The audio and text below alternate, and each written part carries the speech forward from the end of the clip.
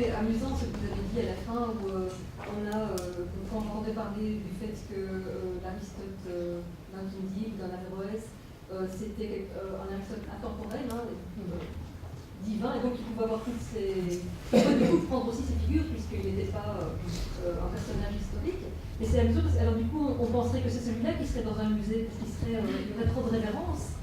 Et ce que vous dites à la fin est tout à fait réel, c'est un Aristote plus vivant que notre Aristote, dans la façon de nourrir la pensée des auteurs que vous avez évoqués. Il faisait partie du cadre.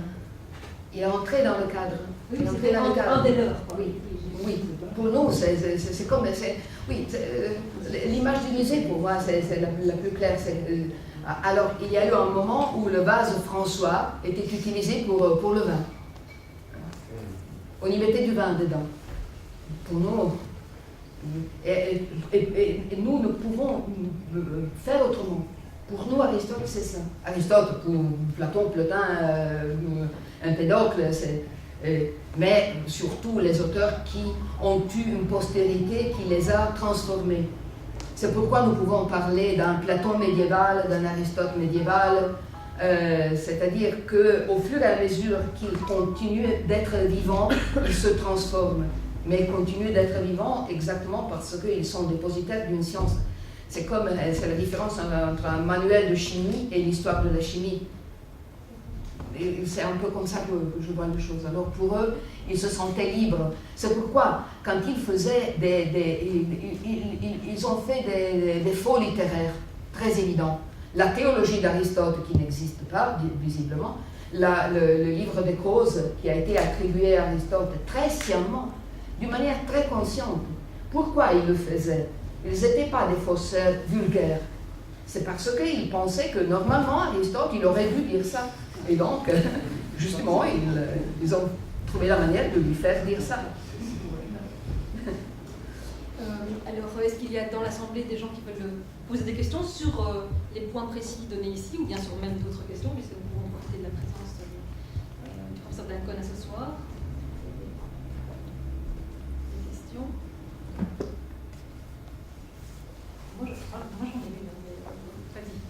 Alors, merci beaucoup. Alors, qu'en est-il alors de la transmission de la philosophie grecque à l'Occident, à partir justement de ces auteurs, alors Kindi, Averroès? Quel était en termes de courant de transmission, puisque c'est une vision assez courante, on va dire, de l'idée que la philosophie grecque nous est parvenue par le monde arabo-musulman? C'est sans doute vrai. Alors, je pense qu'il faut distinguer deux questions. La question des textes et la question de l'interprétation des textes. Pour ce qui est des textes d'Aristote, je parle seulement d'Aristote en ce moment. Pour ce qui est des textes d'Aristote, en gros, Minio Paluello, il avait fait une conférence à une époque très, très lointaine de nous sur ce sujet pour dire qu'on n'avait en gros vraiment pas besoin des traductions depuis l'arabe pour avoir le corpus aristotélicien. C'est une thèse historiographique qui a été reprise d'une manière très maladroite par Guggenheim dans son livre Aristote au Mont-Saint-Michel. Il y a plein d'inexactitudes dans ce livre, mais l'essentiel de la thèse historiographique, c'est vrai, parce que Jacques de Venise, il avait traduit la métaphysique bien avant, et donc, tout ceci est vrai au point de vue factuel. Le même Minio Paluello disait, et il avait très raison de dire ça, autre chose, c'est l'interprétation. Donc l'Aristote, ce qu'on dit l'Aristote naturel, redécouvert à travers les traductions de l'arabe au latin, c'est complètement autre chose par rapport à l'Aristote, non seulement à l'Aristote, disons, logique qui existait depuis Boès en continuité avec l'Antiquité tardive, mais aussi par rapport à l'Aristote naturel, traduit de manière plus ou moins occasionnelle par Jacques de Venise ou d'autres. Cette interprétation, il faut le dire, en réalité, c'est une interprétation l'historien de la philosophie aurait tout le droit de rejeter, parce que c'est cette interprétation. C'est l'interprétation d'un Aristote qui fait système avec le livre des causes. Donc, tout le système de causalité se hiérarchise, ce qui n'est pas chez Aristote, pas du tout. Alors là, il y a des influences différentes, il n'y a pas seulement le néoplatonisme, il y a aussi Alexandre d'Aphrodise. Il y a justement tout un aristotélisme vivant qui transforme Aristote et qui donne aux universitaires de l'Occident latin le moyen de réfléchir aux grandes questions. L'éternité du monde, la nature, la finalité existante à l'intérieur de la nature ou pas, ce qu'est l'intellect humain, ce qu'est l'âme humaine, si elle est la forme du corps ou pas, tout ceci vient avec l'interprétation d'Avicenne, puis surtout d'Averroès. Donc, décalage historique à part, il est vrai que c'est énorme ce que l'aristotélisme arabe a pu faire pour l'histoire de la philosophie en général. C'est pourquoi je disais que la question Aristote, il n'y a pas question de se tirailler Aristote, non c'est nous, ça n'a aucun sens. Une fois qu'on voit que la philosophie arabe, elle est dans le sillage de la philosophie de l'Antiquité tardive. La langue change, mais peu importe au fond. Très intéressant. Alors, une autre question? Même de manière plus générale sur justement ce qu'est cette pensée, cette falsafa islamique ou arabe. Falsafa islamique, c'est très... Non, mais... Moi j'avais une question, si je peux me permettre. J'ai toujours eu l'impression qu'entre El-Kindi et Averroès, il y avait une différence qui tenait justement au fait que dans le début du traité de métaphysique, de philosophie première d'El-Kindi, il dit bien qu'on doit se baser sur ce qui a été fait par les prédécesseurs, mais on peut tout à fait avancer parce que personne auparavant n'a été capable d'arriver jusqu'au bout, jusqu'à un certain point, et ce serait bête de ne pas partir de ce départ pour continuer. Et donc j'avais vraiment l'impression une attitude que moi je trouve assez moderne, qui n'est pas dans d'autorité à suivre. Et ici, Averroès, lui, il y a plus ce côté autorité et de vérité. Est-ce que vous voyez cette différence aussi, ou est-ce qu'il y a des aspects chez El-Kindi qui font penser qu'en fait, leur vision par rapport à l'autorité d'Aristote serait du même ordre? C'est une question très importante. Je ne sais pas si je suis capable de répondre bien. Je vois deux choses. Tout d'abord, une continuité très forte qui se base aussi sur une lecture directe entre Al-Kindi et Averroès. Averroès, il a lu Al-Kindi. Il est arrivé en Occident musulman. Parce que nous avons Ibn Hazm qui critique une partie de la philosophie première qui n'est pas attestée dans les manuscrits. Donc, c'était parti en Occident à un moment donné. Et il est visible que lorsque Averroès insiste sur le fait que la vérité ne peut pas contredire la vérité, c'est justement la philosophie première qu'il envisage. Mais la question du rôle différent joué par Aristote, elle est très importante. Et moi, j'ai l'impression que la nécessité que Averroès ressent de répondre aux critiques de Ghazali vis-à-vis de la philosophie en son entier, qui se concentre chez Ghazali en Avicenne, mais qui vise la philosophie comme projet intellectuel total, global, fait si que Averroès, il insiste toujours à dire il n'y a qu'Aristote qui dit la vérité. Les autres, ils peuvent se tromper. Alors, lorsque Ghazali attaque Avicenne, il a peut-être raison. Avicenne, il a raconté des choses qui ne sont pas chez Aristote par ailleurs et qui sont complètement à dépasser. Mais non, Aristote, non. Donc, ce littéralisme, ce retour aux sources qu'Averroès affiche et qui n'est pas vrai historiquement, parce que lui aussi, il ne peut pas remonter en arrière au-delà de l'Aristote de Al-Kindi. Il n'a pas moyen. Et c'est une chose qui, à mon avis, a trompé pas mal d'interprètes contemporains, que de penser, de se laisser, comment dire, c'est visiblement ce qu'il voulait faire. C'est pas ce qu'il a fait. Il n'avait pas moyen de remonter à un Aristote qui était chimiquement pur, si vous voulez. Mais c'est ce qu'il voulait faire. Et pour préserver la falsafa comme, Oui. comme entreprise possible en Oui. islam, Oui. en exposant que ce qu'avaient fait les gens comme Avicenne, c'était justement dévoyer ce qu'était la philosophie. C'est pourquoi il souligne qu'on ne peut pas ajouter. Parce que chaque fois qu'il polémique contre Avicenne, il dit « Mais où est-ce que tu as trouvé ça chez Aristote ?» C'est pas chez Aristote, donc c'est faux. C'est pourquoi donc il y a toute cette divinisation d'Aristote. Ça revient à dire que d'ailleurs c'est ce qu'il dit dans le Fasl al-Maqal, il le dit clairement, si l'on se tient au sens explicite de la parole divine révélée et au texte d'Aristote, il n'y aura pas, du moins, il y aura moins de problèmes que si l'on compare le Kalam et Avicenne. Là, plein de problèmes. Donc je pense que c'est plutôt dans ce sens. Pour l'essentiel, il est dans la tradition kindienne, comme, disons, du moins comme attitude générale de son esprit. Mais dans la manière dont il argumente la primauté d'Aristote, il a visiblement des problèmes d'ordre d'argumentation qu'Al-Kindi n'avait pas. Oui, moi je connais pas le tout le sujet, mais j'ai vu dans le livre qui a circulé que vous parliez de l'alchimie. Et où s'articule-t-elle dans la pyramidation?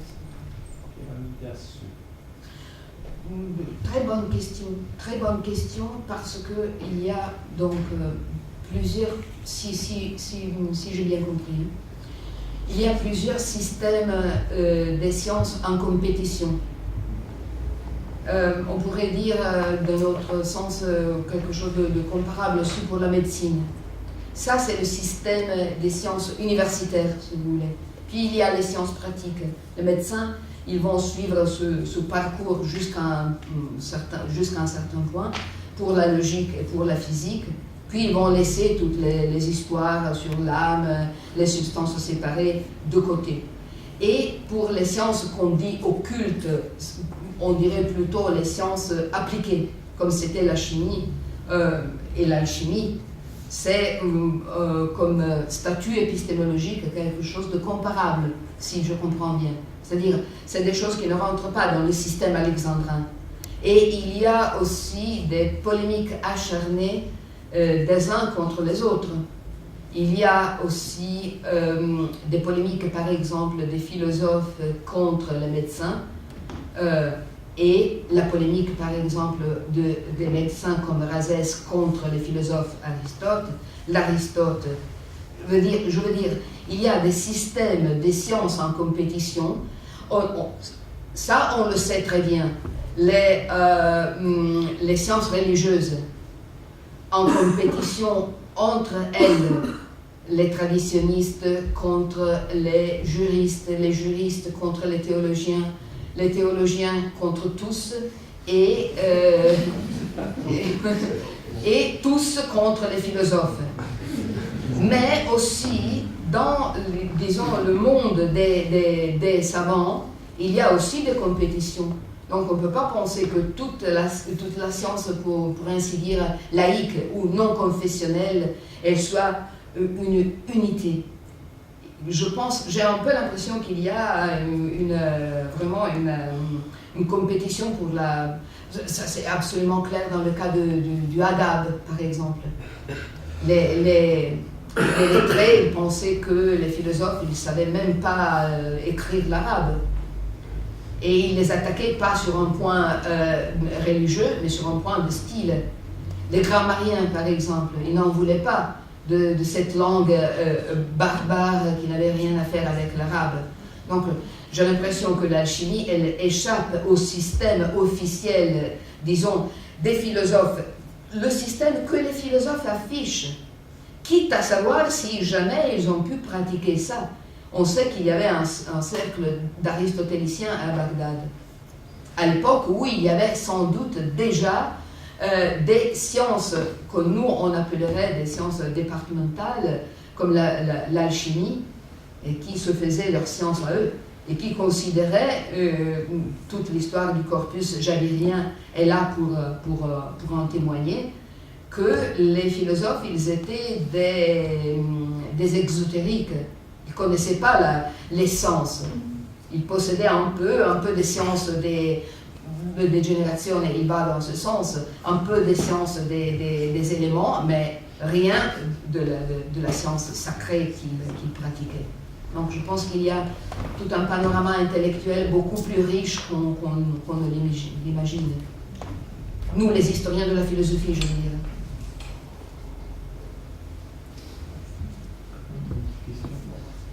Pour revenir à cette historicité d'Aristote et peut-être de la figure d'une sagesse universelle qui prendrait comme nom ou comme figure Aristote, est-ce qu'il y a quand même chez les Phalasifa l'idée d'une tradition philosophique grecque et peut-être par exemple la conscience de ce qu'aujourd'hui on considère comme le présocratique, par exemple? Est-ce qu'il se positionne par rapport à ça ou Aristote représente vraiment quelque chose de tellement universel qu'il n'y a pas vraiment d'avant ni... C'est très intéressant ce point. Il connaissait, il savait pas mal, surtout grâce à Aristote, mais Aristote, vous savez ce qu'il fait avec les présocratiques. Et donc ils étaient dans cette mouvance d'esprit, de dire, ils avaient plus ou moins envisagé des choses, mais c'était plein de confusions, et donc moi je vous dis qu'est-ce qu'il faut penser de ces gens-là. Ce qu'il faut dire, c'est que ils avaient aussi d'autres sources, notamment Plotin, qui lui, il cite sous un autre regard la philosophie ancienne. Mais là aussi, ils avaient très tôt développé un système qui se retrouve probablement avec sources grecques, mais très clairement dans les doxographies, un système dans lequel il y a eu une chaîne de transmission, ça se voit très bien dans les doxographies, par exemple, Al-Hikmah al-Khalida, Miskawai, ça se voit vraiment très très bien, mais il y en a d'autres comme ça, anonymes et répétés. Il y a tout un système de savoir, de révélation originaire de la sagesse qui se transmet par 3 échelons. Pythagore qui enseigne Socrate, Socrate qui enseigne Platon, Platon qui enseigne Aristote. Et Aristote, il est l'élève qui tire profit de cette tradition antérieure et qui met en place le dispositif pour expliquer ce qu'ont dit les devanciers. Ce qui mélange un peu le livre Alpha Mason de la métaphysique, où Aristote fait sa doxographie philosophique sur ses prédécesseurs, et la tradition, disons, pythagoricienne, de dérivation de la philosophie depuis Pythagore. Tout ceci fait un cadre qui n'a rien d'historique, mais qui de toute façon nous donne l'idée qu'ils avaient un peu de connaissance d'une histoire, d'un développement. Mais très tôt, et dans un de ces ouvrages faussaires créés à l'intérieur du cercle de Al-Kindi, la théologie d'Aristote, vous avez Aristote qui prend la parole pour louer Platon, qui, le premier, a corrigé ces devanciers qui, eux, ils étaient beaucoup trop matérialistes pour se rendre compte qu'il y a une réalité intelligible. Donc il y a là toute l'histoire de la philosophie présocratique d'Aristote, mais c'est un Aristote qui exalte Platon comme son maître. Et ça, c'est le modèle qui va rester jusque chez Al-Amiri, par exemple. Vous avez toujours cette histoire qu'Aristote, il est le disciple de Platon, qui se charge d'expliquer ce qui, chez Platon, n'était pas trop clair. Et encore une fois, c'est un Aristote comme le dit Endres, parce que moi je n'ai rien inventé, hein. Ce que je vous raconte, Endres l'avait vu bien avant moi, hein. Je fais que répéter sa leçon, il est le maître.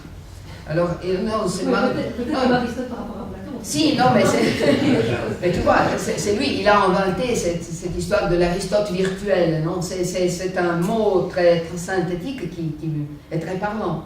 C'est un Aristote qui pouvait, sans trop faire violence à sa propre discipline systématisée, devenir aussi un peu néoplatonicien et dire qu'il y a l'un, l'intellect et l'âme. Sinon, le succès du fausse littéraire qu'est la théologie d'Aristote, ça ne s'explique pas. Parce que là, vous avez quelqu'un qui ne connaît pas ce texte, ça mérite d'être dit en une seconde. Là, vous avez quelqu'un, ce sont les Énéades de Plotin, seulement les extraits des Énéades 4, 5 et 6, donc âme, monde intelligible et 1, cause première. Réaménagé d'une manière qu'on ne reconnaît presque pas la suite des traités de Plotin, d'accord? Mais il y a un prologue où quelqu'un qui dit être Aristote dit « Moi, après avoir composé la métaphysique, moi j'ai pensé qu'il fallait écrire une théologie. Et après avoir traité des causes du monde sublunaire, la forme, la matière, la cause efficiente et la cause finale, je vais m'occuper des causes qui sont au-delà du monde visible, l'âme, l'intellect et la cause première. Tout ceci semblerait être incroyable et prêter à dire que les médiévaux, ils étaient tous stupides, comme tout, parce qu'ils avaient pu croire que ceci c'était, pas seulement les Arabes, mais aussi les Latins, qui ont cru que le livre des causes, il était d'Aristote. Ils l'ont mis aussi au programme d'enseignement, le livre des causes. Or, c'est visiblement néoplatonicien. Donc, ils étaient tous des stupides, ils ne se rendaient pas compte. Mais il est vrai que tout ceci est plausible. Il n'est pas historiquement vrai, mais il est plausible. Et d'autant plus plausible si vous n'avez pas l'Aristote du XXe siècle. L'Aristote qui se détache de Platon, l'Aristote de Jäger, qui est le vrai Aristote, hein, qui est le vrai Aristote. Mais encore une fois, c'est l'Aristote de la Sala della Segnatura au Vatican, hein, qui n'était pas l'Aristote des médiévaux. Donc c'était crédible, quelque chose à qui on pouvait croire. Je voudrais juste revenir sur l'ordre bibliographique que fait Kindi pour l'œuvre d'Aristote. Et on voit ce passage de la part vers l'entièreté. Dans la traduction arabe médiévale, il y a très souvent ces termes qui reviennent à juste et à cool, la partie et l'entièreté. Je pense par exemple à un savant, un professeur très tardif, qui fait un ouvrage énorme qui a tendance à être un ouvrage chronologique ou d'histoire générale, et qui finit par compiler ou par faire une expérience de vie dans un ouvrage théorique qui est la montagne d'Ima.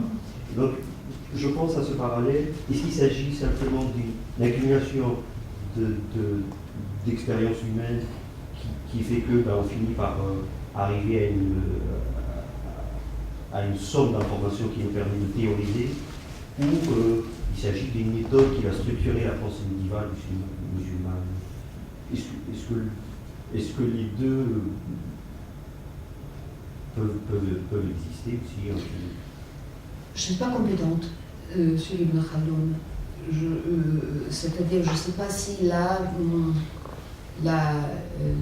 les leçons générales qu'il tire des événements humains, cela ressemble plutôt au système du savoir aristotélicien ou à ce que chez nous serait plutôt Machiavel, c'est-à-dire une fois que tu vois que les hommes ils se portent plus ou moins tous de la même manière, prends garde à toi. Le prince, d'accord, mais discorsi sopra la prima deca di Tito Livio. Si chez les Romains on a pu voir ça, ça et ça, alors prends garde à toi. C'est-à-dire, je ne sais pas si c'est généralisation de l'expérience humaine et le regard de l'historien qui trouve des lois qui se répètent dans le comportement humain, plutôt que la hiérarchisation du savoir, ou si c'est l'influence d'un modèle qui, visiblement, à un moment donné, est devenu le modèle de la science. Tout ceci a affaire à la place de la philosophie dans l'enseignement supérieur dans le monde musulman. Il est vrai que dans la madrasa, tout ceci se perd. Il n'y a que le niveau logique.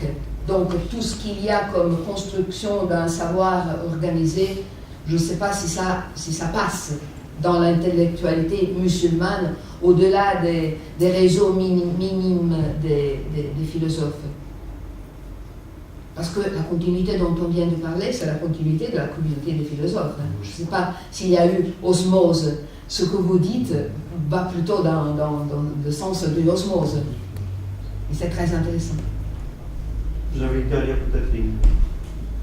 question concernant est-ce que le terme ulum al-awa'il que l'on trouve dans les classifications des auteurs des catalogues, comme Ibn Nadim par exemple, on revient chez Al-Kindi, où lui-même se considère au sein des ulum al-awa'il, donc il n'en pas ainsi.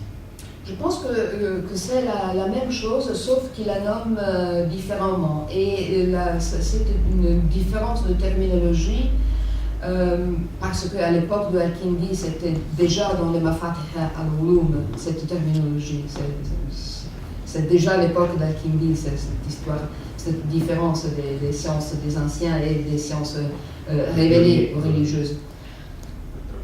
La différence de terminologie est peut-être parlante, parce qu'il dit toujours, et c'est une expression qui se retrouve aussi dans les Ikhwan al-Safa,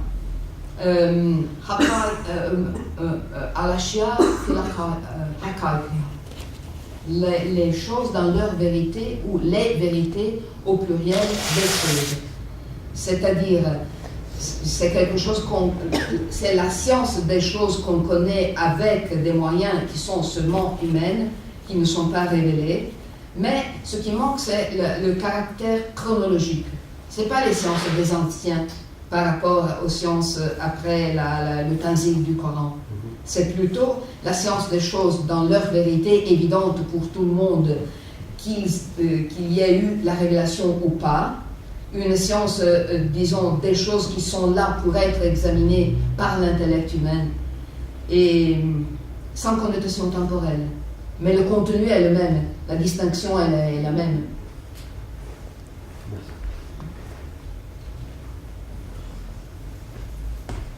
Encore d'autres questions? Peut-être de manière... c'est une question, c'est pas une question, parce que c'est une question qui serait impossible à répondre. Mais c'est plutôt pour peut-être, ça pourrait intéresser des gens qui viennent ici en venant plutôt du côté islam et pas du côté philosophie, qui seraient intéressés au monde islamique. Et vous avez évoqué tout à l'heure l'idée que Averroès, quand il écrit, veut en fait se positionner contre ce que fait le kalam du genre de pensée rationnelle qu'on pourrait avoir, donc de penser la rationalité contre le kalam, mais je crois qu'il ne veut pas penser la rationalité contre l'islam, mais que c'est pour lui, ça fait partie de ça. J'aimerais bien vous entendre sur ceci pour les gens qui viennent justement du côté islam et pas du côté philosophique. Mais c'est explicite chez lui. Il s'en explique surtout dans le Fasl al-Maqal. Il dit surtout ne faites pas ça, ne mêlez pas des pseudo-raisonnements avec le donné de foi, parce que ça va vraiment embrouiller les choses. Et il n'y a rien qui ressemble à foi-raison chez lui, si j'ai bien compris. C'est plutôt l'idée qu'il y a, et c'est une idée kindienne, une rationalité intrinsèque dans le livre sacré qui peut être saisie, alors qui est donnée par révélation à tout le monde, même aux gens qui ne peuvent pas faire tout le détour des sciences que nous avons examinées aujourd'hui, mais qui est donnée tout ensemble, d'emblée, d'une manière complète et totale. Lorsqu'il dit, lui, Al-Kindi, il nous présente le prophète qui fait un syllogisme, l'histoire bien connue de qui pourra faire renaître celui qui l'a créé. L'histoire, on lui présente, un mécroyant lui présente Thanos et dit qui pourra faire ressusciter ce mort. Et le prophète répond, celui qui l'a créé, pas besoin de... Et donc, ceci est présenté par Al-Kindi, et Averroès se meut dans ce même tour d'esprit comme un syllogisme abrégé, condensé. Pas besoin de connaître toute la science des choses générables et corruptibles pour comprendre ce syllogisme qu'a fait le prophète. Donc, c'est une rationalité intrinsèque dans le donné révélé qu'il s'agit de dégager en s'appuyant sur deux évidences, l'évidence de la raison et l'évidence de la foi pure. Lorsque les théologiens se mettent à faire des faux raisonnements et ouvrent la porte aux questions terribles de la théodicée, que faisait Dieu avant de créer? Pourquoi a-t-il créé les créatures passibles de mal et de souffrances innocentes? Quand on se pose ce type de fausses questions, on ouvre la porte à la mécroyance. C'est ce que dit Averroès dans le Fas Lamachal. Donc je pense qu'il n'y a pas de contre-position entre rationalité et foi. Il y a une attaque très forte contre ce qui, selon Averroès, est la fausse rationalité des théologiens qui font des paralogismes et pas de bons syllogismes. Quitte à voir si cela fonctionne, mais c'est plutôt son point, c'est celui-là. Il n'a jamais abjuré par rapport à l'idée que Aristote pur et le Coran pur et sans commentaire, ils sont parfaitement d'accord. Puisqu'il procède de la même rationalité. Oui, selon lui. Rationalité, Oui. universelle. Et encore une fois, c'est Al-Kindi. La vérité ne peut pas contredire la vérité, jamais. Il est comme la source de la vérité révélée et de la vérité rationnelle est la même. Il faut accueillir la vérité d'où qu'elle vienne. Mais il est vrai que lorsque dans son commentaire long, le grand commentaire sur le De Anima, il s'interroge sur l'immortalité personnelle, là, sa position se nuance beaucoup. Là, vraiment, il a du mal à dire que Aristote, comme il l'entend, à l'état pur, et la révélation à l'état pur, elles peuvent marcher ensemble. Parce que pour lui, Aristote, il pense qu'il n'y a pas de survivance personnelle. Et ça, dans le grand commentaire, il le dit. Donc, lui, il avait des soucis à ce sujet. D'autres questions? Non? Oui. J'ai une question, mais j'espère que je ne vais pas me tromper, peut-être entre Platon et Aristote. Enfin, la pensée aristotélicienne et aussi de Platon, etc., qui sont donc reprises par les philosophes musulmans, avaient des idées comme il y avait une différence entre Dieu terrestre et des idées qui sont parfois supérieures. Comment les philosophes musulmans pouvaient jongler et articuler ça avec leur conception de la foi? Enfin, je pense aussi que Henri Corbin parlait de cette théorie des idées en rapport avec le kalam aussi. Merci.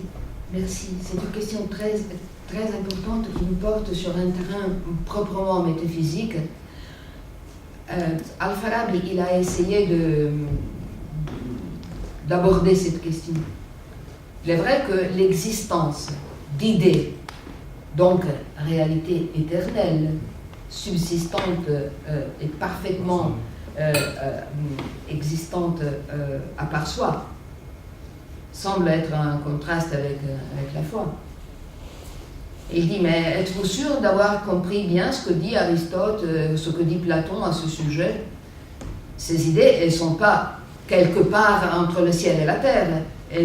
Surtout, elles ne sont pas incréées. Elles sont les idées à travers lesquelles Dieu crée. Et ce faisant, il se rallie, sans le savoir, à la solution qui a été la solution aussi des philosophes chrétiens au sujet des idées. C'est-à-dire des idées subsistantes comme cause éternelle des réalités sensibles qui peuvent donc se passer de la causalité divine, parce que les idées de Platon dont vous parlez, elles sont causes en tant que telles, ne peuvent pas se concilier avec un Dieu créateur. Mais des idées, disons, ramenées à être les modèles intelligibles à travers lesquels Dieu crée les individus sensibles, en concevant dans son esprit l'homme, le triangle, la justice. Et à partir de ça, il y a des hommes, il y a des actes justes et il y a des choses triangulaires. Ça peut aller, plus ou moins. De toute façon, c'est la stratégie des fallacies. Hein. Ils disent, dans le passage que j'évoquais auparavant, Aristote, c'est Aristote fictif et imaginaire, qui prend la parole pour défendre Platon des accusations. Il dit, mais il était bon ce philosophe, il a vu que Dieu, il a créé le monde sensible à travers le monde intelligible. Il a créé tout d'abord le monde intelligible. Et donc, c'est le début de l'interprétation philosophique du topos du Mabda wal Ma'ad. Là d'où nous venons, le monde intelligible, où notre âme réside par nature, et puis le monde sensible où nous sommes envoyés, et puis il nous faut revenir en arrière vers le monde intelligible. C'est un peu ça le modèle des philosophes. Je ne veux pas dire que ça colle avec le Coran, ça sans doute, parce que dans le Coran il n'y a rien qui peut être interprété comme ça. Mais c'est la manière de laquelle ils ont essayé de dire que eux, ils n'envisageaient pas des réalités co-éternelles avec Dieu, si ce n'est les pensées même de Dieu. Juste pour rajouter, parce que plus tard, Mitaïnia aussi parlera de cette idée en fait. Il dira qu'en fait les philosophes se trompent sur le fait que des idées vivent par elles-mêmes et qu'elles sont idées parce qu'elles sont elles-mêmes idées, etc. Et qu'il dira que simplement les mots qu'on utilise ne sont plus des reflets de la réalité. Par exemple, une chaise est une chaise parce qu'on donne le terme chaise. Est-ce qu'il y a des philosophes musulmans qui vont répondre par rapport à ça, qui critiquent Mitaïnia par rapport à sa critique de cette philosophie? Tous ceux qui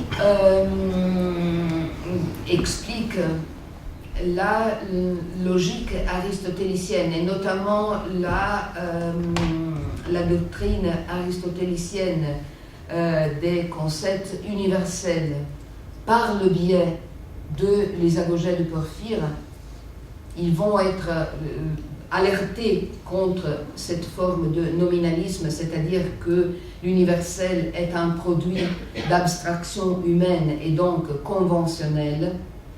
Toute la philosophie, disons, pas seulement la philosophie arabe qui se fonde sur l'Antiquité tardive, mais normalement, la philosophie avant qu'on ne dégage l'option nominaliste se base sur l'idée que quand on a affaire à des concepts universels, on n'a pas affaire tout simplement à des conventions linguistiques, selon laquelle on pourrait appeler ça bleu et ça blanc, et ça irait de même. On a le droit d'être des nominalistes purs. Il y en a dans l'histoire de la philosophie, pas à ma connaissance, pas dans le monde arabe, mais dans le monde latin, il y en a bien. Des nominalistes purs, c'est-à-dire les noms universels ne se rapportent à aucune réalité d'aucune sorte. Ce n'est que des conventions. Mais ça met à mal toute la logique aristotélicienne, tout le système des sciences. Pour une raison très claire, qu'il n'y a pas de science de l'individu. Il n'y a science que de l'universel. Quand on connaît un individu, on n'a pas le droit de construire une proposition scientifique pour Aristote. On n'a qu'expérience. Et l'expérience n'est pas science. Donc, une position de nominalisme extrême va ruiner tout le système aristotélicien de la science. C'est pourquoi les philosophes y résistent. C'est autre chose par rapport à dire que ce à quoi les noms que nous donnons correspondent, donc des concepts qui sont dans notre esprit, correspond à des choses qui sont ontologiquement autonomes. Tous les philosophes ont essayé de trouver un point de médiation entre dire les noms, c'est des conventions et c'est tout, et les noms représentent des réalités ontologiquement autonomes. La manière qu'ils ont trouvée, disons, a été celle de dire les concepts nous mettent en contact avec des concepts universels qui correspondent aux idées qui sont dans l'esprit de Dieu, plus ou moins.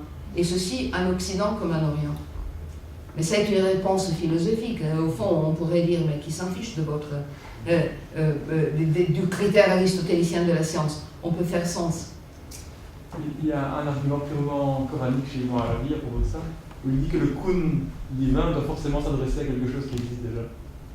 Parce qu'on dit que toute création procède d'un ordre divin qui y soit, et donc il faut bien qu'il y ait quelque chose qui reçoive l'ordre, et que ça laisse entendre qu'il y a quelque chose de l'ordre d'une idée subsistante. Oui, mais c'est très important ce que vous avez dit, mais tout ceci ressent d'une tentative d'assimiler le platonisme. Il faut vouloir le faire. Hein.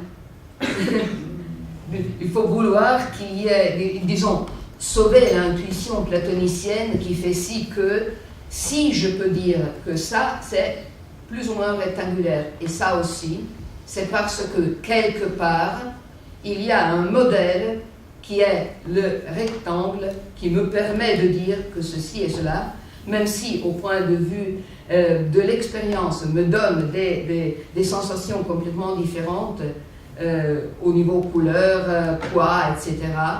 Ce sont des instantiations, dirait-on, de rectangles. Donc le point est épistémologique.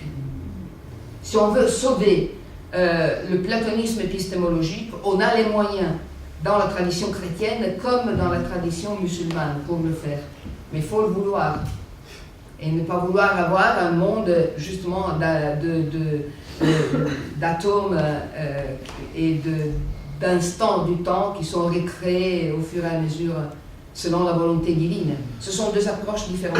Je ne sais pas si tu peux encore continuer, mais en fait, voilà, il y a encore une idée qui va revenir, c'est l'anthropomorphisme dans les mondes, les attributs de Dieu, ce qui se retrouve dans le paradis coranique et les choses qu'on a actuellement sur les jardins, les filles par exemple.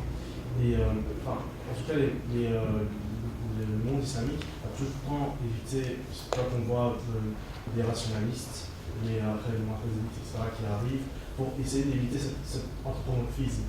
Et de ce fait, s'il y a des idées qui vivent par elles-mêmes, donc par exemple la fille, comment on va encore articuler cela entre, vu qu'une fille c'est une fille, est-ce que cette fille terrestre est la même fille que celle au paradis? Là, on se retrouve dans l'anthropomorphisme, désolé. Comment ils vont articuler encore ceci alors? Mais les modèles qui sont dans l'intellect divin, si l'on suit Avicenne, disons, qui, lui, il ne fait que suivre plus ou moins Plotin, si vous voulez, ne sont pas des individus privés d'une corporéité, d'un poids, d'une taille, d'une couleur des yeux ou de la peau. Ce n'est pas ça.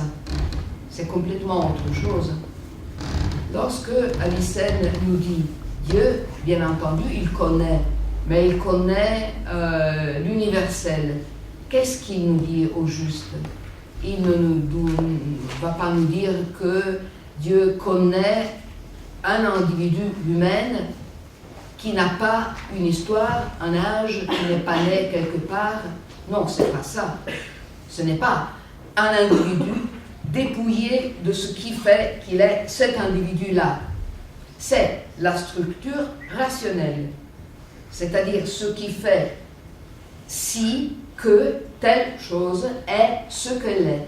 Donc pas de fille au paradis, mais comme une sorte d'équation très très longue, très très complexe, qui est l'équation de l'être humain, qui est différente par rapport à celle d'autre chose, du cheval, qui est un modèle mathématique dans l'intellect divin et qui se transforme en une réalité temporelle seulement quand, et là voilà le point ou la création, quand cette réalité purement formelle et rationnelle devient un être. Alors il y a l'être qui s'ajoute à cette forme, si vous voulez. Du moins c'est comme ça que les philosophes latins ils ont compris la composition d'être et d'essence chez toutes les créatures et leur unité en Dieu. Tout ceci pour dire que ces gens, ils s'efforçaient pas de résoudre un problème théologique, comme c'est celui de la simplicité divine, des attributs divins et tout ça. Mais ils s'efforçaient, non, peut-être qu'ils ne s'efforçaient pas. Leur intellect fonctionnait comme si c'était un intellect philosophique. Ils avaient le problème, qui est toujours un problème épistémologique. Le point de départ de toute la question est comment est-ce que je connais? Qui me permet de dire que ceci est un rectangle? C'est quoi ça? Comment je connais les choses dans leur vérité, comme le disait Al-Kindi? Alors c'est une nature qui est présente dans plusieurs choses matérielles et que mon intellect peut reconnaître. Comment ça? Parce que entre mon intellect et le grand intellect divin qui a fait tout ça, il y a quelques ressemblances. C'est un peu ça le point de départ qui est un peu différent par rapport à l'attitude spirituelle religieuse. L'homme de religion ne se pose pas ce type de problème. Le philosophe, il peut être très religieux, très croyant dans les deux traditions, chrétienne et musulmane, mais il a cette approche. Il se demande qu'est-ce qu'il y a en commun entre mon intellect et l'intellect divin. Puisqu'il y a une rationalité dans la réalité, moi je la vois, moi je la reconnais, donc il doit y avoir quelque chose qui nous met ensemble. Et qui est, si vous le voulez, quelque chose de très différent comme attitude d'esprit par rapport au tanzil du Coran et à la jahiliya. L'homme sans la descente du Coran, est-ce qu'il peut connaître quelques vérités? C'est ça la question. C'est pourquoi le point de départ, à mon avis, est plutôt épistémologique que métaphysique. Je crois qu'on va devoir conclure ici, justement, sur cette question très intéressante, et aussi de voir comment, en fait, les philosophes partent sans doute de questions philosophiques, comme vous venez d'évoquer, mais ne pensent pas leur réponse comme étant une réponse qui serait à côté de ce qu'est la révélation, mais le pensent comme étant un mode de pensée possible dans le cadre de révélation, ce qui est quand même quelque chose de très important à souligner ce soir. Merci beaucoup. Merci à vous.